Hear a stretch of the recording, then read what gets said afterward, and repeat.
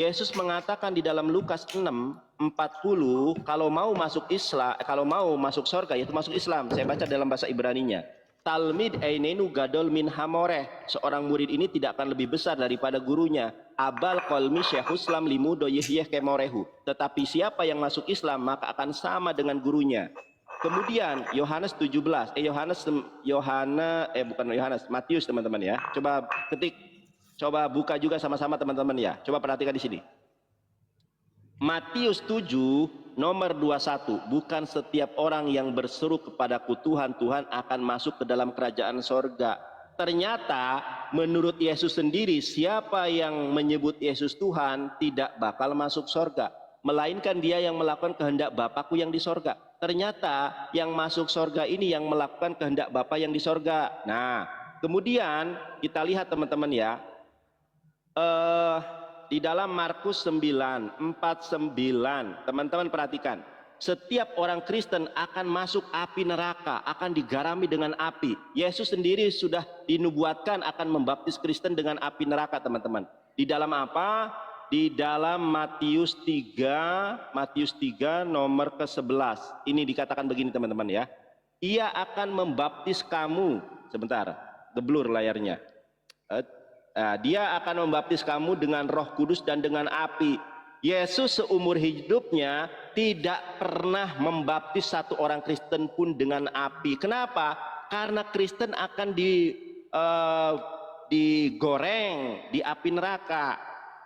Di dalam Markus 9:49, itulah penjawantahan orang Kristen akan dibaptis dengan api, yaitu api neraka. Karena setiap orang Kristen akan masuk neraka menurut Markus 9:49. Saya tunjukkan lagi nih. Yesus sendiri mengatakan teman-teman ya, di dalam Lukas 13 nomor 24. Lukas 13 nomor 24, perhatikan teman-teman ya. Ini jawab Yesus. Jawab Yesus kepada orang-orang di situ, berjuanglah untuk masuk melalui pintu yang sesak itu. Sebab aku berkata kepadamu, banyak orang yang berusaha untuk masuk tetapi tidak akan dapat. Nah, jadi masuk surga Kristen ini sedikit, makanya akan mereka masuk neraka semuanya.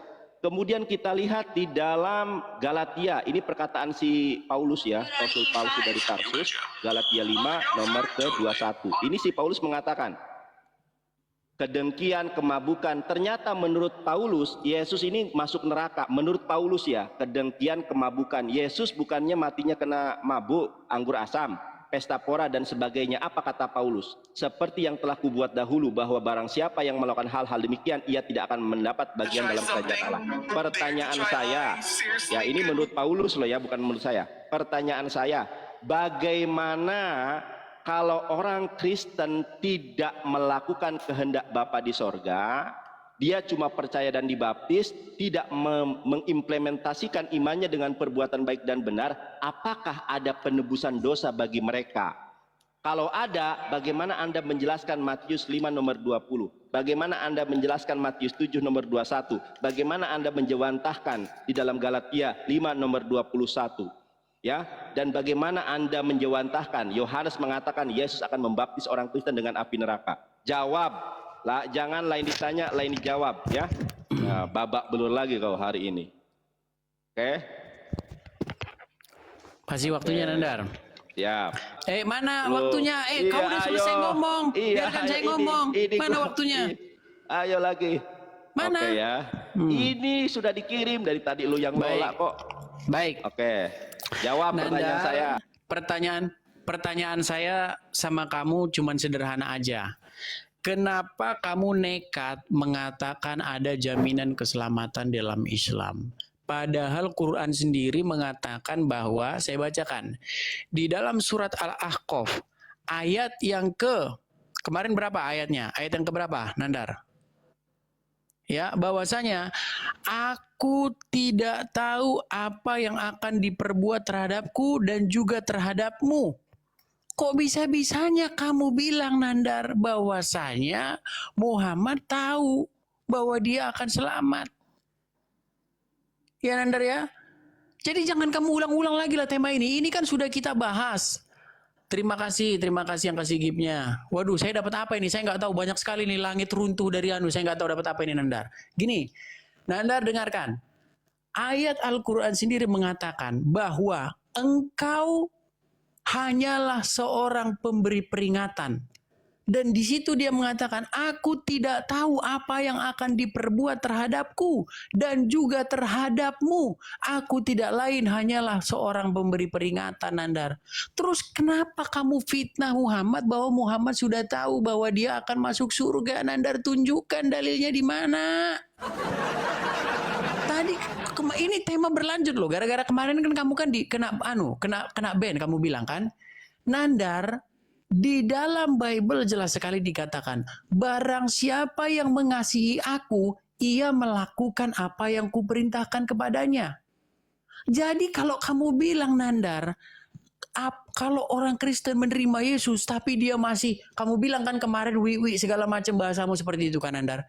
Nandar, apa sih definisi menerima Yesus?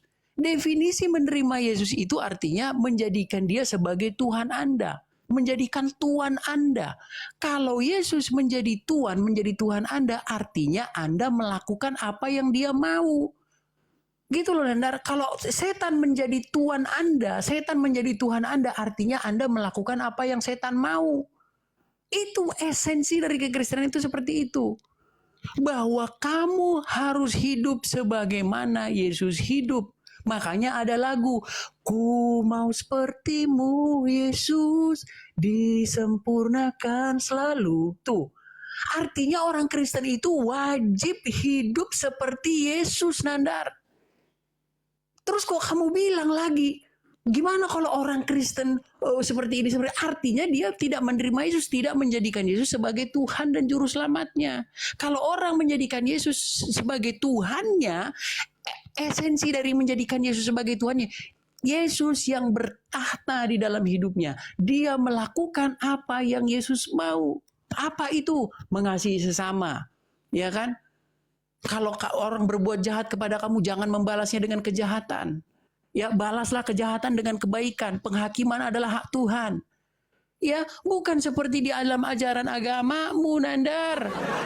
Bahkan kau memberi salam aja nggak boleh kepada orang kafir. Bahkan kalau ada orang kafir, pepetlah dia ke jalan yang sempit. Gimana sih, Nandar? Saya nggak usah ngutip kamu lah, Nandar.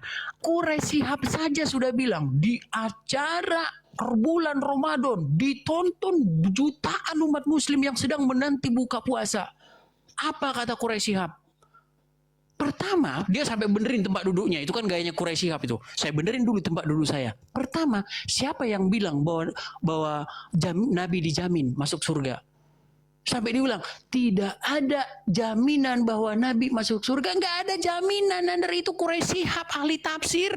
Kok kau nekat mengatakan ada jaminan keselamatan di dalam Islam? Mimpi kau, Nandar, di siang bolong. Kalau kau bilang ada jaminan keselamatan. Gimana sih kamu, Nandar? Muhammad saja sampai sekarang, mohon maaf, Nandar, masih di kuburan.